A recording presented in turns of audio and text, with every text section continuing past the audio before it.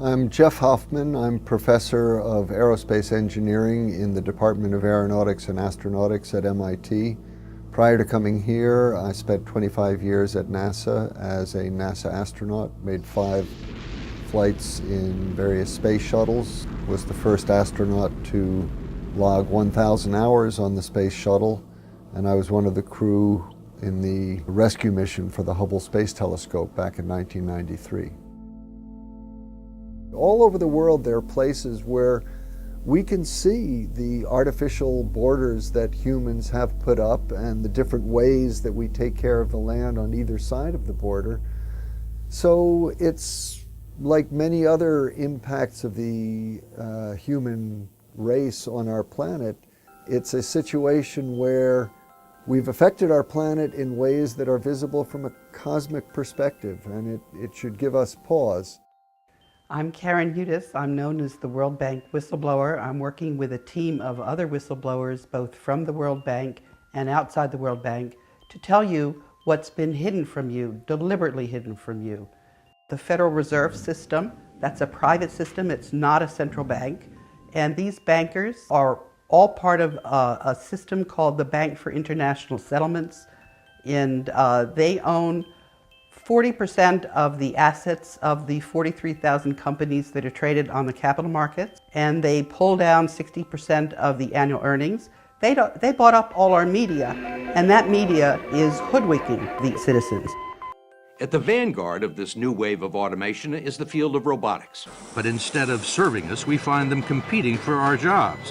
And according to MIT professors Eric Brynjolfsson and Andrew McAfee, one of the reasons for the jobless recovery. I'm Eric Brynjolfsson. I'm a professor at MIT and the director of the MIT Initiative on the Digital Economy. Every new technology both destroys jobs and creates jobs. There are winners and there are losers.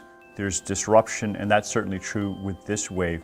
Even as it creates record wealth, we're now at $77 trillion, record productivity, record GDP, there are a lot of people who are actually worse off than they were before. My name is Abby Martin, and I am a journalist for MediaRoots.org and a host of Breaking the Set on RT America. The media has morphed into just peddling the corporate interests of the money masters that control the political establishment. I mean, I don't even consider us to live in a democracy at all. I mean, there's a corporatocracy that's running the planet, and under this corporatocracy we have them using the state as a tool of the market. And so you have the state now, all of their interests bleeding into the media. My name is Paul Wright, and I'm the executive director and the founder of the Human Rights Defense Center. I'm also the editor of Prison Legal News, and I've published and edited 3 anthologies on mass incarceration, starting with The Selling of America, an inside look at the U.S. prison industry, followed by Prison Nation, the warehousing of America's poor, and Prison Profiteers, who profits from mass incarceration. Generally, the laws in this country are written by the wealthy and the powerful, because I think by definition that's who controls the legislatures and the commanding heights of the power system in this country. And the government is not a neutral agent, it serves the class that holds power. My name is Mark Jacobson. I'm a professor of civil and environmental engineering at Stanford University, and I build computer models to simulate climate, air pollution, and weather on global, regional, and local scales. And I also study and develop solutions to the problems of global warming, air pollution, and air pollution health problems, with the goal of trying to provide energy stability for years to come. There's no technological or economic limitation to solving these problems. It's a social and political issue, primarily.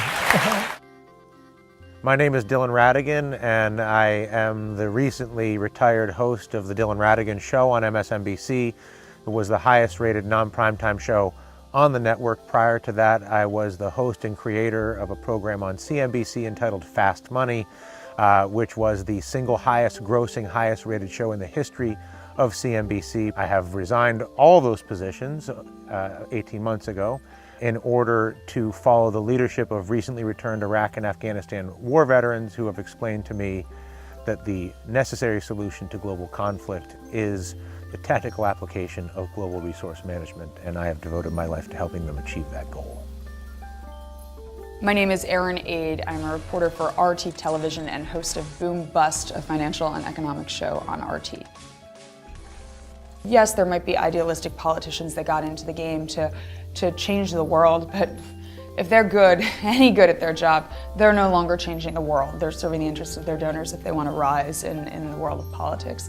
And that's a scary reality because you can pay your way into having laws implemented that serve you and your corporation as you would like them to serve. I'm Paul Hewitt, and I'm well known for a textbook I've written, Conceptual Physics, and also for screencasts that are on YouTube right now called Hewitt Drewitt Physics.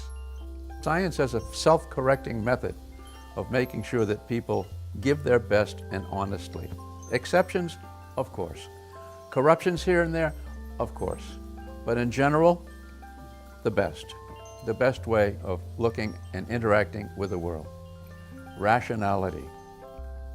What will Earth look like 50 years from now? It's something scientists, sci-fi fans, and a lot of kids daydream about.